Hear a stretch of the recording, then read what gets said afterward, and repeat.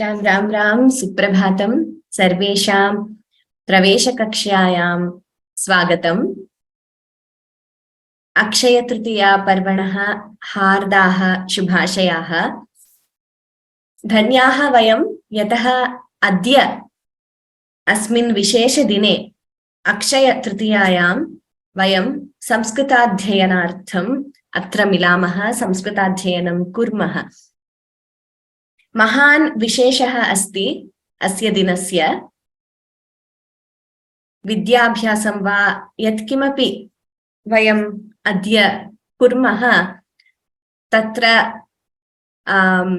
अक्षयरूपेण भगवान् अस्मान् अनुगृह्णाति इति. So a very warm welcome to all of you to today's session of Pravesha. As you all know, today is the auspicious occasion of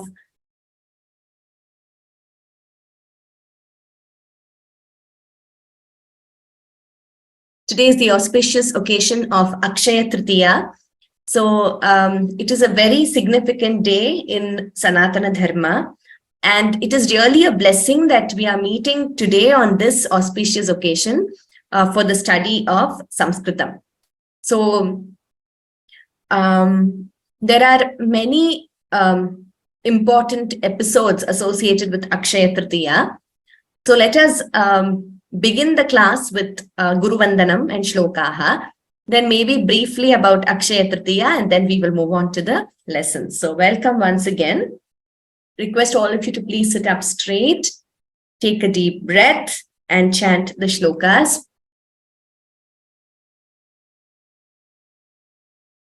Gurureva gatir gurumeva bhaje Gurunaiva sahasmi namo gurave Na guru paramam shishurasmi guroho Matirasti gurau mama pahi guru Bravimi samskritam vacha Dhyayami samskritam hrida Purve sevancha kayena Vande samskritamataram Yonaras samskrita vyomnihyalayam Ramate muda Samskritin chaiva samskaram Vindate natra samshayah. So we were speaking about the significance of Akshaya Tritiya. So in Sanskrit, Akshaya means to reduce.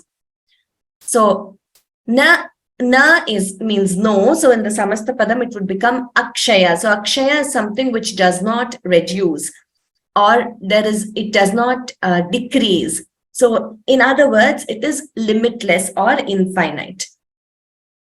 Vaishakha Masasya Shukla Pakshe Tritiye Dine Akshaya Tritiya Asmabhihi Acharyate.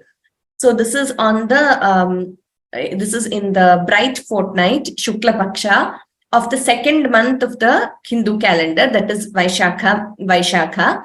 And on the third day, Tritiyayam, we celebrate it as Akshaya Tritiya.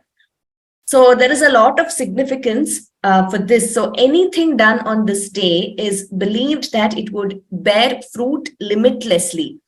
So any Vidyadanam or Vidyadhyanam, study, if you study on this day or teach on this day, Vidyadanam or Annadanam, any other kind of charity. So this day it has been known in Sanatana Dharma originally for carrying on any good works and good deeds like charity, teaching, studying, beginning any auspicious works on this day. So doing some good deeds for the society would bear punya or merit limitlessly. That is the significance of this day.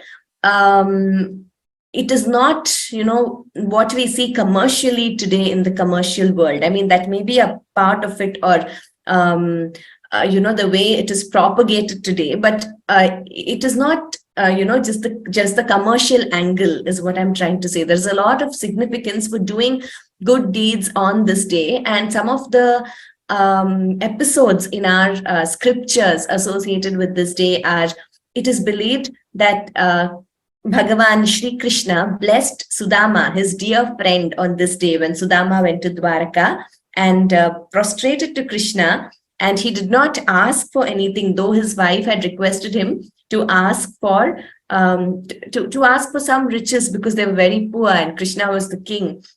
Though he did not ask, Krishna blessed his dear friend with a lot of prosperity on this day. So that is one episode associated with this day.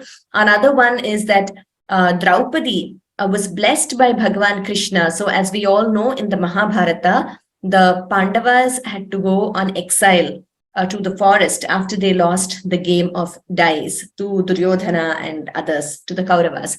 So Bhagavan Krishna blessed Draupadi with this Akshaya Patra, which was a vessel which would give as much food as, doesn't reduce at all, like the name says, Akshaya, right? So how much ever one wants, or how much ever she wanted to feed others, not just her family, that Akshaya Patra would go on yielding. So that is how she could also feed Maharshi Durvasa and all his disciples who came, many of them, to where the Pandavas were staying in the forest, and please them. So that is another significance. Another very important significance is that a very great poet in Sanskrit, Jayadeva, as we all know, he's associated with this great work called Gita Govindam. In other words, the 24 Ashtapadis he has composed on Krishna and Radha, and the role of Sakhi or Guru in their union. So that poet Jayadeva was born in Kindu-Bilva in Orissa. On this day, he was a very great devotee of Lord Jagannatha of Puri. So that is another important aspect associated with Akshaya Tritiya. So if you know Ashtapadis, or if you can read Gita Govindam as a tribute to poet Jayadeva, you could do it today. So I was very happy that we have a class on this day to study Sanskritam. So let us all pray that our Adhyayanam, our study, also increases limitlessly, and we also spread this knowledge and this pleasure of studying Sanskritam to as many people as possible in our life. Okay, so with that brief introduction about Akshaya Tritiya, let us move to a quick recap. Last Sunday and Saturday, there was no class because of webinar. The software had to be revamped or something like that, so we could not have a class.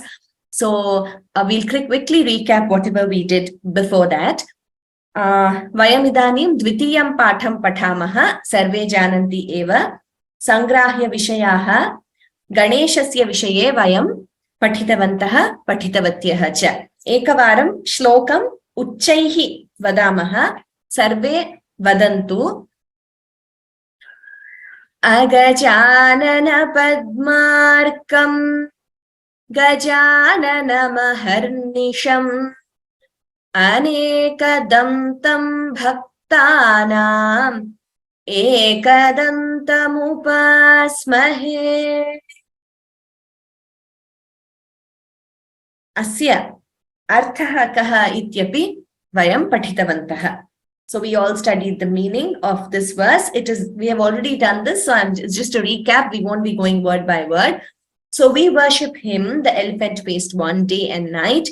He is like the sun for the lotus face of Parvati, or for the lotus-faced Parvati. We saw this beautiful description, right, in this shloka, this comparison we saw in the previous class. And he grants several boons to devotees. Anekadam means the grantor or bestower of several boons, and he has a single tusk, ekadantam upasmahe. Next shloka. Vakratunda Mahakaya Koti Surya Samaprabha Nirvignam Kuru Me Deva Sarvakaryeshu Sarvada. this verse, like I told you, all the words are in Sambodhana Prathama Vibhakti addressing Ganesha. Hey Ganesha, elephant faced one, the one with the curving trunk and a large body, the one whose brightness equals a crore suns. Remove all obstacles from my work always. So then we had also studied the Subhashitam just as a recap in this lesson. Kshanashaha kanashashchaiva vidyamarthancha sadhayet kshanathyage kuto vidya kanatyage kuto dhanam. So this, we began the lesson with this. Whenever you sit for study in groups or when you're doing yourself, one good practice is to recite all the verses. So if you're starting with lesson 2, you recite all the verses aloud. It's a very good practice. Chanting has its benefits, and you will remember it. You can also memorize the verses. It improves your pronunciation, etc. So always read aloud. If you're doing it in a group, each one can read one verse, so on and so forth. Okay. So now let us move to the new lesson for today. Samskrita Vyavaharaha. Samskrita Bhashayam Vayam Yada Sambhashanam Kurmaha. We will use certain words. Kanichana Padani Asmabhihi Upayujyante. So we use certain words very frequently. So those are the words we will see now. 2 of those words. Kim Va. Kim ityukte what? Sarve jananti. Bhavataha nama kim. What is your name? For a male. Bhavatyaha nama kim. When you're asking a girl or a woman, Bhavatyaha nama kim. So kim means what? In the sense of shala tatra asti kim. So you can also ask in that way. Meaning shala, school. Tatra asti kim. Is the school there? So that kind of a question. So what also, it also means what, like in the sense of your name. Tasya gramasya nama kim. So that way. Or like I said, tatra nadi asti kim. Grame bahu vrikshaha santi kim. In that village, are there many trees? Is there a river there? So in that case, while speaking like that, we use this word kim. Va is also used similarly, and usually in informal speech, but you could use it in any context as well. So for example, Adya Akshaya Tritiya va, is today Akshaya Tritiya? Or another word which you could use is Adya Akshaya Tritiya kimu. So you can say that also. Tasyaha nama Radha va. Is her name Radha? Bhavan tatra gacchati va. Will you go there? So these are the kind of usages for both kim and va. They can be used interchangeably in the sense of interrogation. Generally more formal and august gatherings and in a more formal setting, we tend to use kim more than va. Okay, this bhavan bhavati. Gata saptahe gata kakshayam vayam sarve asya bhavan bhavati ityasya vishaye vayam jnatavantaha. So we learnt about bhavan bhavati. So this is a recap of that. Like I was telling you, it is used in the sense of you, Y-O-U, to address with reverence. So instead of tvam, you don't say tvam mama guruhu. When you're referring to someone, you are my guru, you don't say tvam mama guruhu, because guru is always that sthana of reverence. So we say bhavan mama guruhu or bhavati mama guruhu.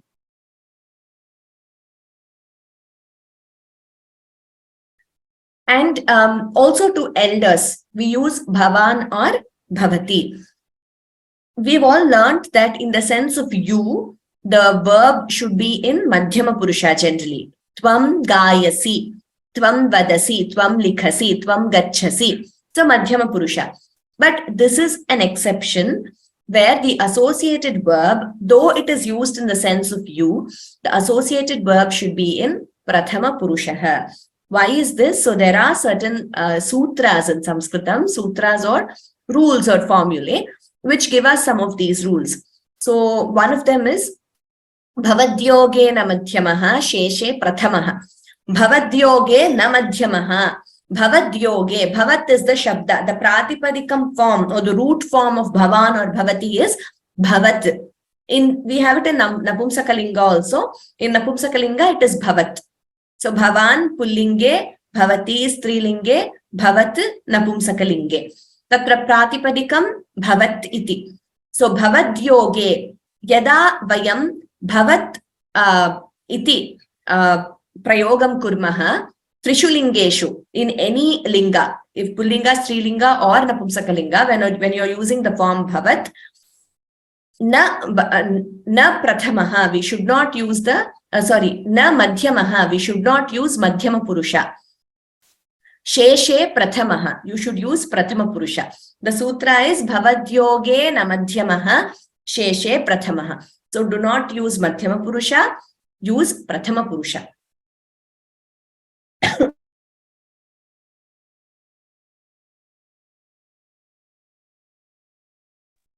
Let us see some examples. Bhavan, bhavati, pathati. Whereas tvam, pathasi. Bhavan, bhavati, gacchati. Tvam, gacchasi. Bhavan, bhavati, likhati. Tvam, likhasi. Atra, let us spend some time on this. You should be very, very clear about this. We should not make a mistake while speaking. So here, pathati is in Prathama Purusha. Pathati, pathatah, pathanti, pathasi, that is in Madhyama Purusha. Right? So when we always use Madhyama Purusha, whereas Bhavan, Bhavati, though it is used in the sense of referring to you with reverence, it has to be, the verb has to be in Prathama Purusha only. Bhavan or Bhavati, gacchati. Gacchati is in Prathama Purusha. Here gacchasi is Madhyama Purusha because here we are saying tvam. Similarly, Bhavan likhati. The likhati verb is in Prathama Purusha. Tvam likhasi. Here likhasi is in Madhyama Purusha. This holds good for all three numbers. So Bhavan, Bhavantau, Bhavantah iti Prathama ekavachane, dvivachane, bahuvachane evam bhavati. Bhavan, Bhavantau, Bhavantah, Bhavati, Bhavatyau, Bhavatyah. So that is how you get the three numbers for Bhavan and Bhavati. So Bhavan pathati. Bhavantau pathatah. Bhavantah pathanti. Bhavan, Bhavantau, Bhavantah. So Bhavan pathati, Bhavantau pathatah, Bhavantah pathanti. And Bhavati pathati, Bhavatyau pathatah, Bhavatyah pathanti.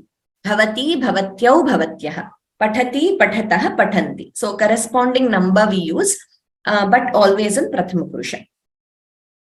So before we move on, there was one announcement which I wanted to share. I hope you all have received the chat, webinar chat. So please look at the chat, everyone.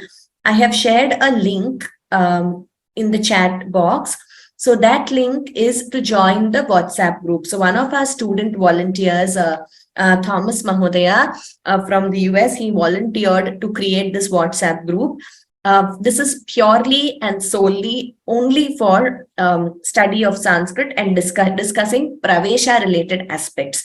So the admins are going to be strict in the sense that any other messages which do not relate to this, but in some Sanskrit or Pravesha, will not be entertained in this group. So it is purely for this Pravesha class, because there was a request by many students frequently that they wanted to join a group for self-study, and also if they are located close by, to meet up and have group discussions or group studies. So when you join the group, you could mention your location if, wherever you are, if you're okay with it. There is no compulsion. And this is also purely voluntary. It's your wish. We are not going to be teaching anything on that group. though the teachers are on the group, we are not going to be active, as in there is no question and answer session, there is no teaching, clarification of doubts, nothing on that group. It is purely student driven, and it is for you to help yourselves.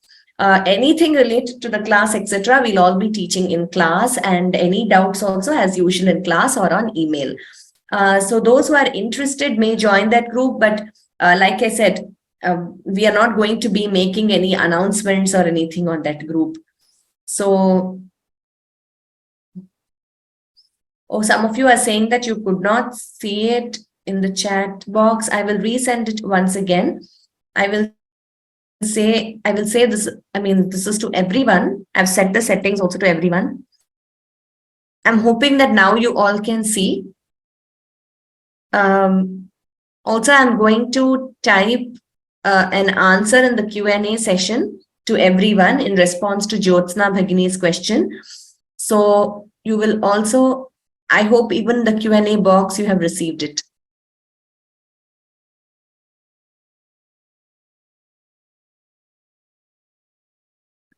Yes, I've typed it in the Q&A box also and in the chat box. So many of them have received it. So please check your chat and Q&A.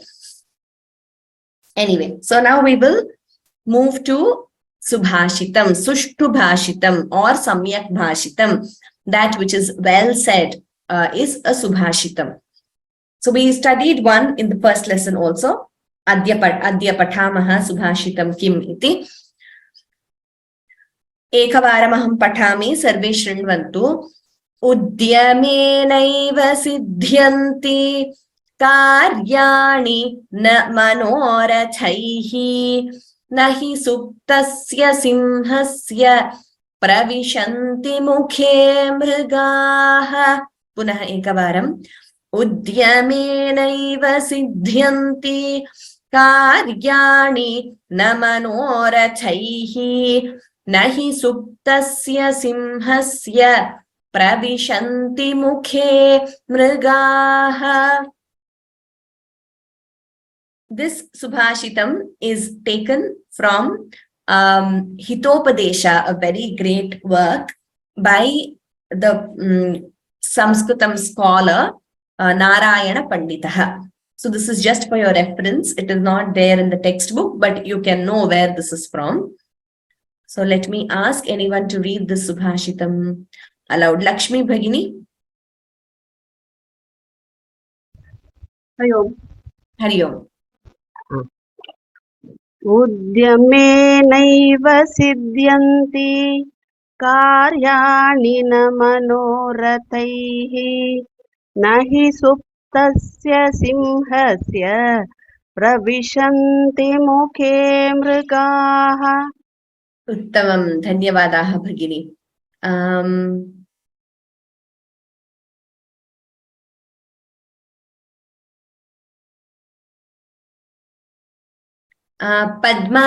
Padma अय्यगारी भगिनी एकवारं. राम राम भगिनी. राम राम, एकवारं पठतु. उद्यमेनैव सिद्ध्यन्ति कार्याणि न मनोरथैः न हि सुप्तस्य सिंहस्य प्रविशन्ति मुखे मृगाः. उत्तमं, धन्यवादाः भगिनी.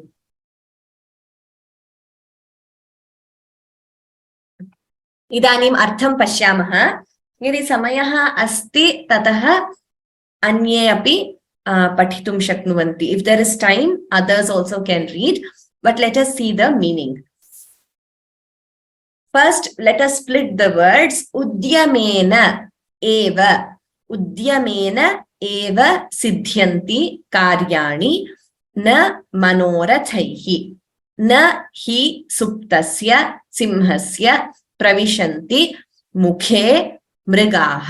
पुनः एकवारं प्रतिपदमपि सम्यक् शृण्वन्तु, पठन्तु. उद्यमेन एव सिद्ध्यन्ति कार्याणि न मनोरथैः न हि सुप्तस्य सिंहस्य प्रविशन्ति मुखे मृगाः. A beautiful verse. Udyamena eva. Eva means only.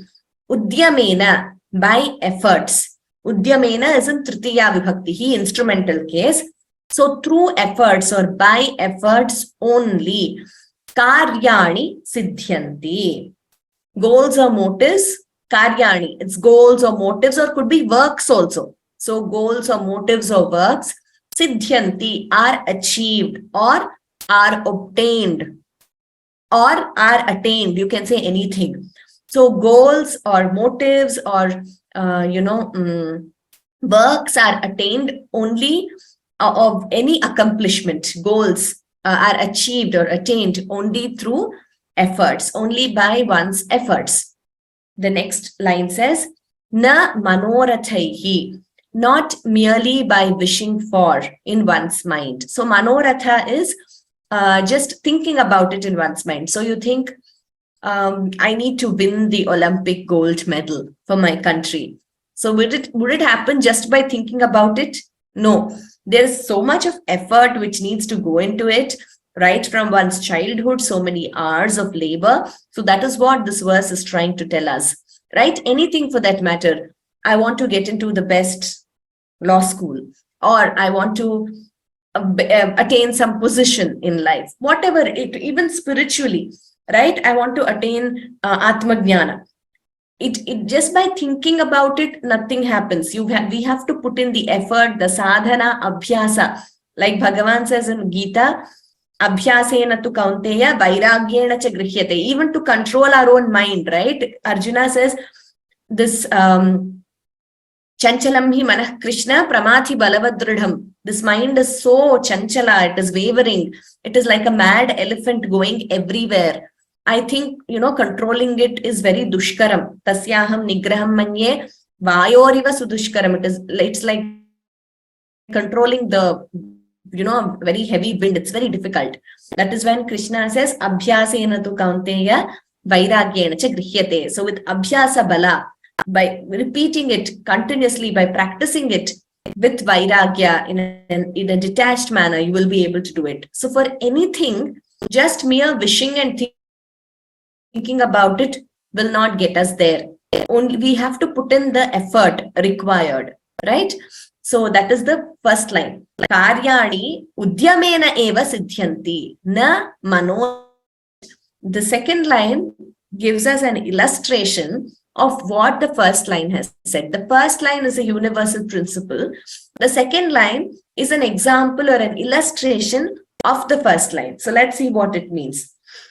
Suptasya simhasya mukhe mrigaha na pravishanti hi. Suptasya simhasya mukhe. Suptaha means sleeping or asleep. Simhaha, we know it means a lion. So suptasya simhasya mukhe, into the mouth of a sleeping lion, mrigaha na pravishanti hi. Mrigaha is used in Sanskrit in the sense of an animal or in the sense of deer. You can take either, both mean the same. You could take deer also, because here we are speaking about a carnivore and a herbivore in that way. So deer or animals do not themselves go or enter. Pravishanti is enter. Animals or deer do not themselves enter the mouth of a sleeping lion, which means the lion has to go hunt. If the lion thinks, oh, I need food, and just sleeps there with its mouth wide open, the deer are not going to enter themselves. So this is the beautiful illustration to the universal principle which is explained in the first line. So he is indeed, he is used for emphasis, indeed. So that's what he means.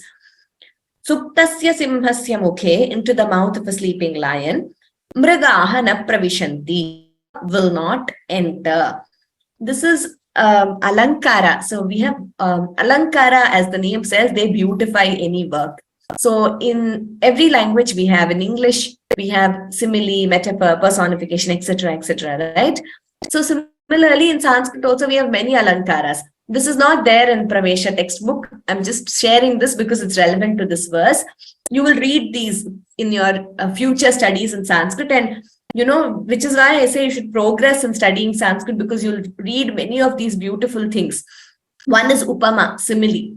So we all know Upama Kalidasasya. Kalidasa, the great poet, is known for his similes, wonderful comparison similes which he gives in his works. So this particular alankara in this verse is called Arthantaranyasa. Arthantaranyasa is like this. So you have a universal principle given to you, and then you have an illustration or a specific example from nature, etc., which is relevant to that principle. So that is what we see here in this verse. Udyamena karyani siddhyanti na manorathaihi. Manorathaihi karyani na siddhyanti. Udyamena eva karyani siddhyanti. Suptasya simhasya mukhe mrigaha na pravishantihi. So this is the prose order. So as you progress, you will start reading verses like this in the prose order, then give the meaning, word to word meaning. So the gist is that effort is required for any success. So mere daydreaming about success will not help, or mere thinking about achieving your goals or achieving anything in life will not help. We need to put in our effort, and we need to put in effort consistently in the right direction. That is also similar to what we have in Karma Yoga, right? So do your duty without expecting the fruit. This is illustrated with an example. If a lion wants food, it has to go hunt for it. If a lion is just sleeping with its mouth open, no animal would enter it.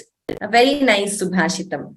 So these Subhashitas and all that, I feel it is, we really need to teach our children from a very young age, because these will be like a guidance for them as they grow, and these will also, they'll be very relevant for life situations also. So I think we must spend time in teaching our children these Subhashitas.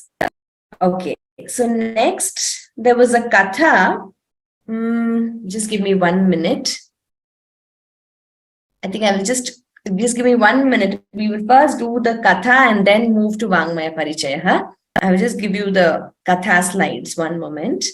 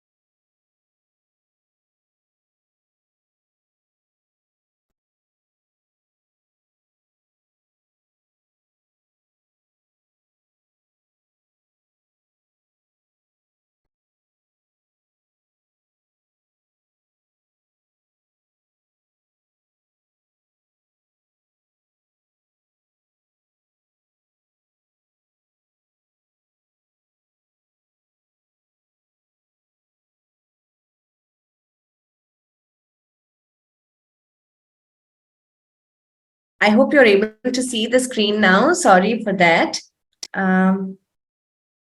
Yes, I hope you're able to see the screen.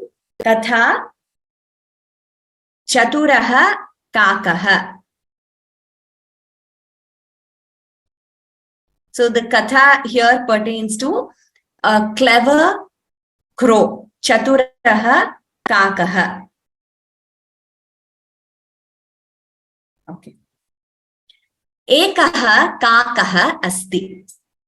there is one crow. So please note, you all pay attention to even the tense in which these sentences are constructed. Asti, latlakaraha, present tense. Ekah kakah asti, there is one crow. Saha bahu trishitaha, he is very thirsty.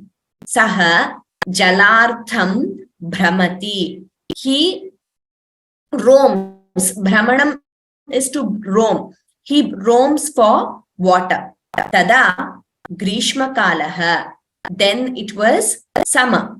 Kutrapi jalam nasti, nowhere there was water. Jalam kutrapi nasti, jalam is water.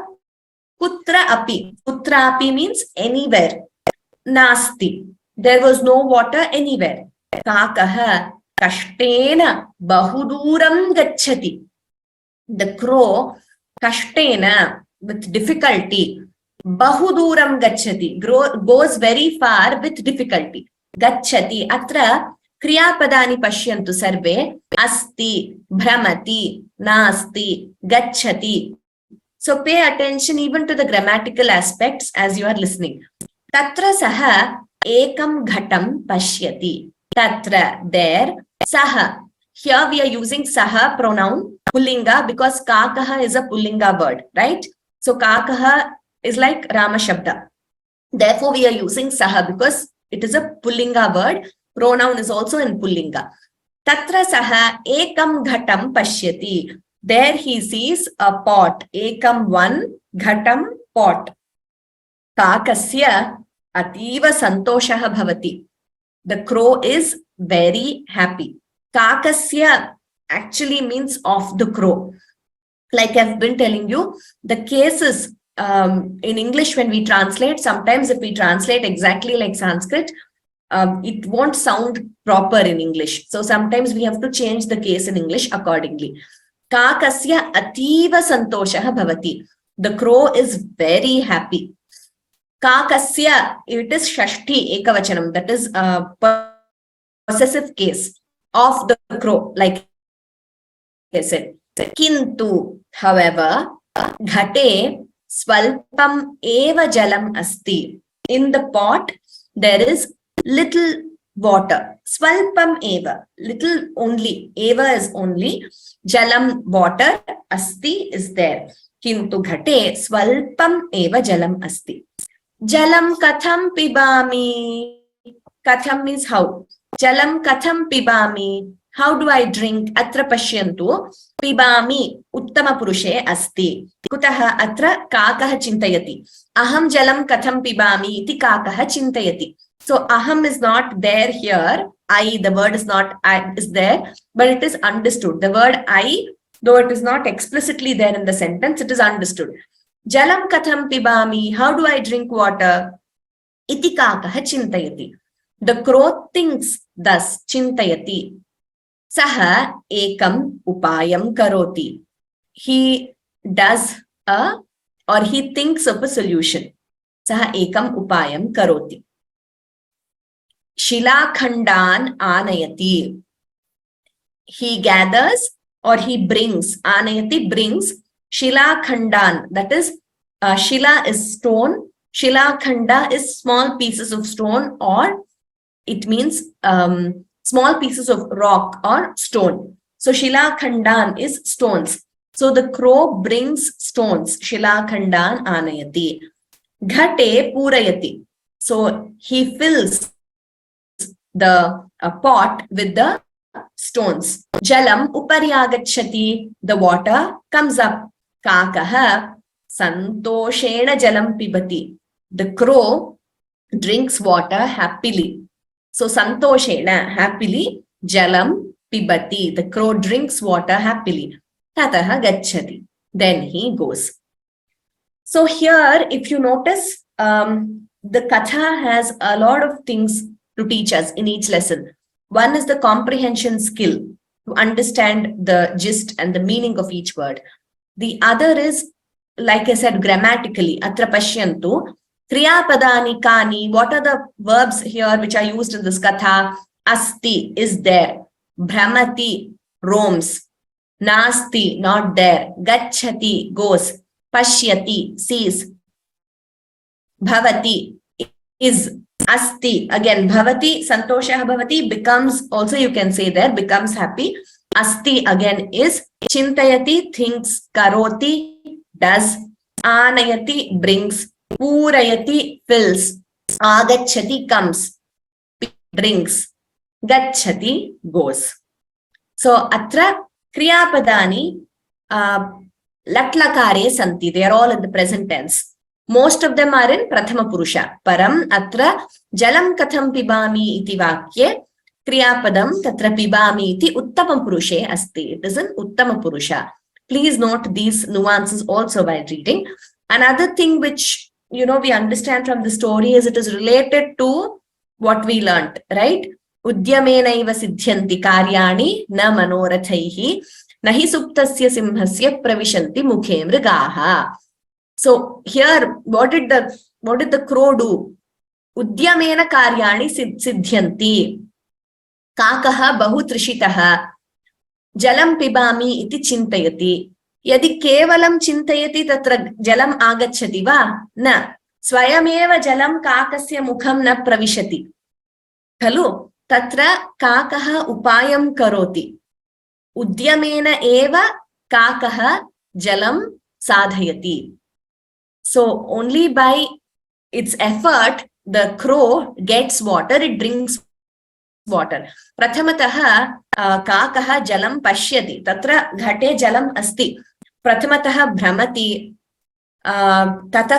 Tadanantaram tatra ghate asti jalam iti pashyati kakaha. Drishtva jalam upari katham bhavati.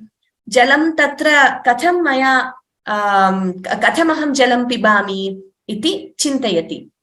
Shilakhandan tatra anayati. Tatra ghatam purayitva.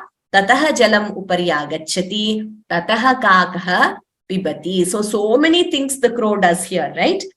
Not kevalam, not just thinking I need water. It goes in search of water, finds water, puts the stones, water comes up and drinks. So this is related to the Subhashitam we learned.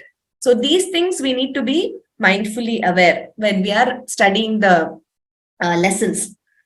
Like there we have an example, Nahi Suptasya Simhasya Pravishanti Mukhe Mrigaha. Similarly, we have another story which is also which is also leading us to the first line of the Subhashitam. Udyamenaiva siddhyanti karyani na manorathaihi. So this is a very beautiful aspect we find in Sanskrit literature. Whether you take the Jataka tales or Hitopadesha or Panchatantra of Vishnu Sharman, all these are actually, they teach us life lessons. Like, Panchatantra was composed to teach the princess Niti Shastram, which is such a huge field of study by itself, but with beautiful illustrations with these small stories, right? So Panchatantra, we all should study in the original, and we should see how, those Subhashitas relate to those stories. So this is the beauty of this kind of literature. And also see, these stories can be told to children also. This Chaturaha Kakaha is something which I think all of us would have learnt as kids. So for each age, it is so relevant. Even children, they love animal characters and all that. So with these animal characters and stories, they are learning life lessons which will be very helpful to them. So, which is why all of us, we should also encourage children to study these stories of Panchatantra, Hitopadesha, etc., along with the Niti. Okay. So with that, we have completed Katha, and we move to Samskrita Vangmaya Parichayaha.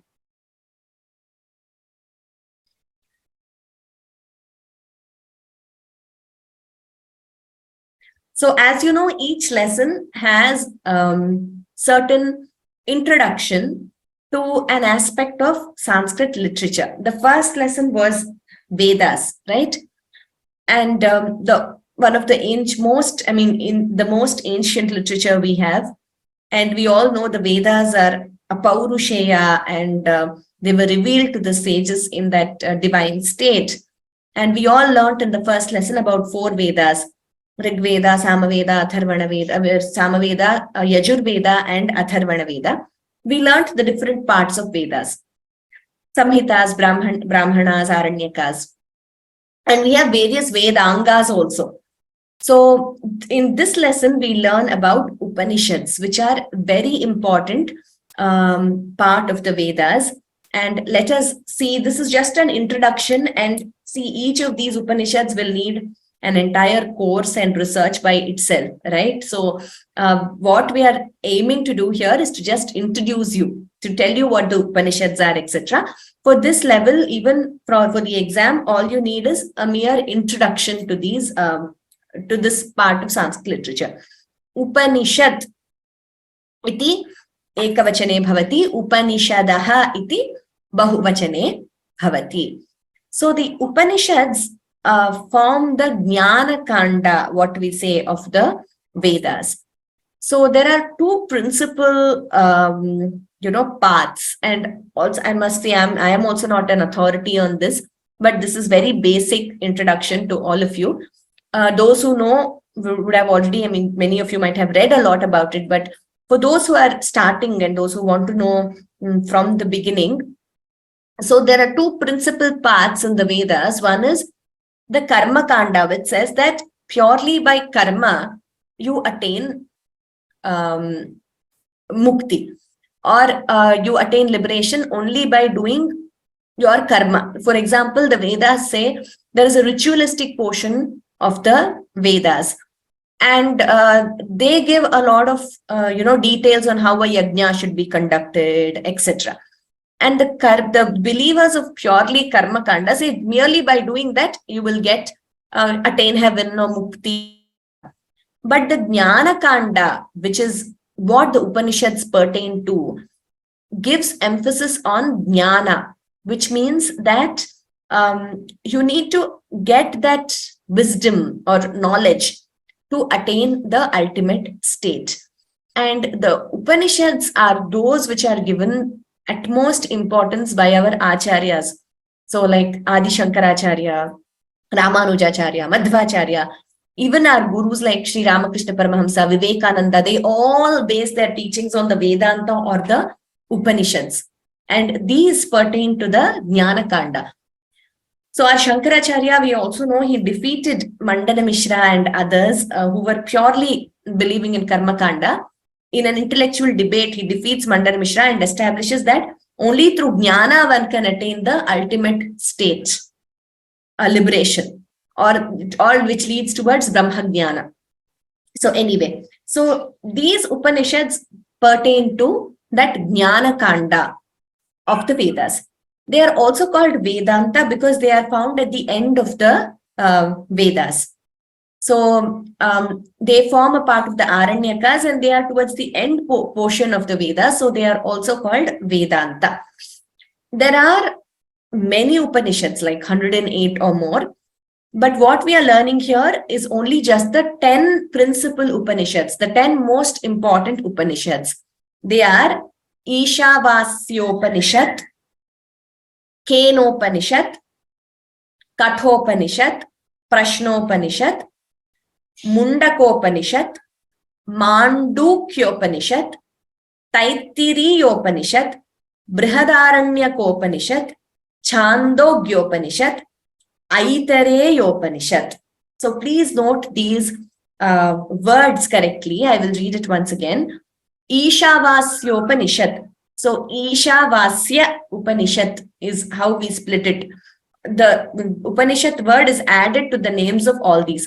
So it's called Isha or Ishavasya. The first verse was Ishavasyam idam sarvam yat kincha jagatyam jagat tena tyaktena bhunjithaha madhutaha kasya svidhanam. So Ishavasyam idam sarvam is entire, everything, the creation, everything.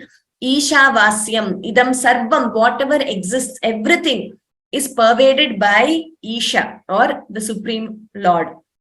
Yat kincha jagatyam jagat, even little things, every little thing is just that Lord, Ishavasyam. So Ishavasya Upanishad. Next is Kena. Okay, Kena Upanishad. Then Katha Upanishad, when you combine the sandhi, it becomes Kathopanishad. Then Prashnopanishad, Prashna. Mundakopanishad, Mundaka. Mandukyopanishad, Mandukya. Taittiriyopanishad, Taittiriya. Brihadaranyaka, Brihadaranyaka, as the name suggests, it's believed to be a very big, it's a very huge Upanishad, Brihadaranyaka Upanishad. Chandogyopanishad, Chandogya is the name. Aitareyopanishad, Aitareya is the name. So, Brihadaranyaka is believed to be a very, very old Upanishad, and we have some beautiful verses in the Brihadaranyaka which deal with how even Dharma is above even the king. So in India, we have in the Sanatana Dharma, Dharma is supreme. Dharma, or it's very, see, some things are non-translatable. We can't give a translation to the word Dharma. So it says, even one of the verses in this Upanishad says, the king is bound by Dharma. The king is subordinate to Dharma. So it is not that the command of the sovereign is not everything. It is not that whatever the king says is the law, but the king is subservient to Dharma. It's a very relevant verse from a legal angle, because when we speak of rule of law and all that, we see how advanced the thinking was even at that point of time. A very ancient Upanishad. And this verse was quoted by our former presidents, Dr. Sarvepalli Radhakrishnan, during the Constituent Assembly debates, or when the Constitution was adopted or something like that. So this shows how relevant they are even to present day governance. And Upanishad, the word itself, has many meanings. One of the meanings is something which is learned sitting close to a guru, near a guru, upa. The word upa signifies that proximity. So a lot of these Upanishads are like a conversation. For example, Kathopanishad, it's a favorite of many Vedanta scholars. So this is an Upanishad where Nachiketa, the blessed child, so his father was performing a yajna, and he sees that his father, as dana, he was giving away very old cows, and he's very pained by that. And he questions his father, and his father gets very angry with him. And he asks his father, to whom will you give me? And his father is angry, and he says, I will give you to Yama. So Nachiketa, because he is such a great boy, he is able to go to Yamaloka with this body itself. So with his human form, he goes to Yamaloka. Yama isn't there. For 3 days, he waits. 3 days, 3 nights, Nachiketa waits without eating anything, refusing anything. He waits for Yama. And when Yama comes back, he is so overwhelmed. And, to see this young boy coming there and waiting to get the jnana. And then he asks Yama, asks him, what do you want? That boy says, I want the ultimate truth. I want to know the truth about this Atman, this body, and what is the body? What is the Atman? That Brahmajnana, that ultimate truth. And Yama dissuades the boy. He says, you're too young. I'll give you riches. I'll give you everything else, whatever you want. But palaces, this, that. He tries to lure, but Nachiketa is very steadfast. He says, no, I want only that Brahmajnana. And then Yama does this Upadesha to him. Yama teaches the boy, and then he gives this discourse about what is the Atma, what is Brahman, what is the ultimate truth, and what is the reality about life, death, what happens to the soul after death, and all these things. And then Nachiketa gets that jnanam. That small boy is blessed with that ultimate jnanam through his devotion by Yama. So that conversation, what forms a part of Kathopanishad. So like I said, we will not be able to deal with everything, but let us quickly learn these names, the 10 in Upanishads in the form of a shloka. Ishakena katha prashna mundukya tittirihi aitareyam cha chandogyam brihadaranyakam tatha. Once again, so see, all the 10 Upanishads are there if you memorize this verse. Ishakena katha prashna mundamandukya tittirihi aitareyam cha chandogyam brihadaranyakam tatha. Okay. Now we have another aspect of, this is the last aspect of Samskrita Vangmaya Parichayaha, and with this we come to an end of lesson 2. You can go through this. It is in English in your textbooks, very much in brief. It is given. You can know just that much for this level, but of course in Kovida and all you learn more. Now darshanas are very loosely put. They are different systems or schools of philosophy in Sanatana Dharma. Now these that the word darshana itself means to see, right? Darshana, we use it in the sense of having darshan of Bhagavan. So darshana means to see, or it is a vision. Now, what do these darshanas do? They show us, they lead us, or they show us, or they help us visualize the truth. So the truth of this world, this universe, this body, life, Atman, etc., based on the darshana. And we have two different schools of thought or schools of philosophies. One is Astikam, the other is Nastikam. Nastikam are principally, you have 6 Astika darshanas, which accept the authority of the Vedas. They are based on the Vedas. And Nastikam are those which do not accept the authority of the Vedas. Not necessarily negating the Vedas, but some don't even, they just don't acknowledge. You can say some are just agnostic that way towards the Vedas. Now, Astikam, the 6 principal darshanas are completely based on the Vedas. They accept their authority. The word Astika, Nastika in common parlance in many other Indian languages like Kannada, etc., is used to refer to someone who believes in God. Astika, Nastika, who does not believe in God, but that is not the original meaning. In Sanskrit, according to darshanas, it's not about whether one believes or doesn't believe in the existence of God. This refers to accepting authority of Vedas. Nastikam does not accept authority of Vedas. And also, a few accounts say Astikam are those which say Paralokaha Asti iti. Those who believe that there are worlds beyond this earth, beyond this human form. There are other worlds like heaven, etc. Those who believe in that are called Astikam. That is one particular, some accounts give that explanation, because even in the Vedas and all, you have reference to these other worlds, etc. So we should realize that, in English, when we say atheism, theism, you cannot loosely translate Astika and Astika to mean that. No.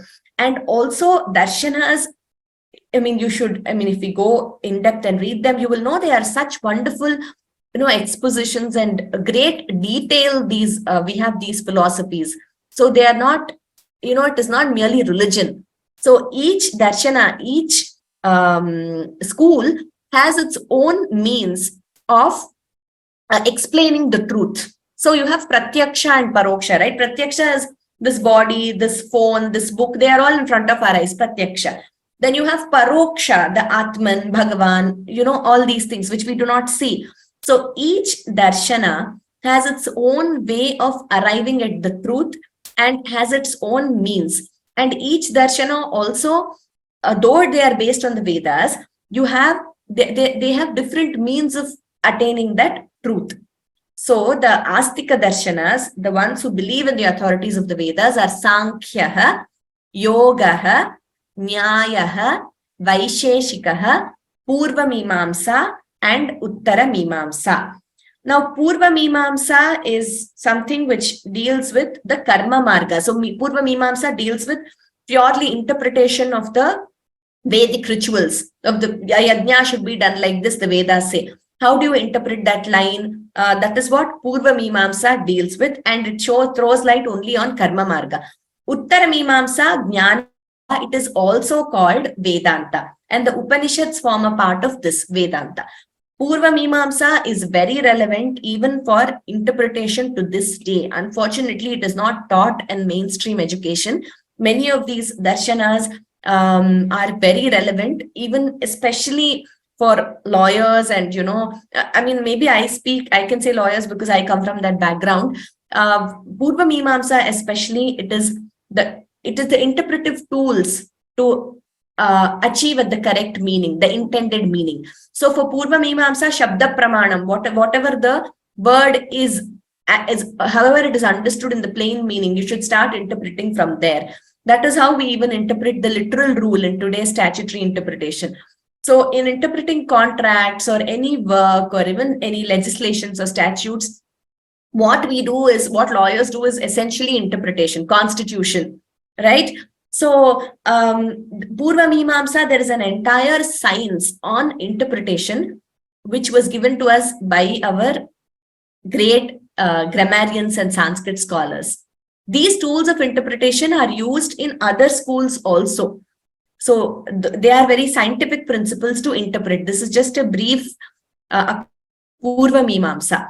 Uttara Mimamsa, of course, is Jnana Marga or Vedanta. And our Shankaracharya, Ramanujacharya, Madhvacharya, Vivekananda, they all belong to the school of Vedanta.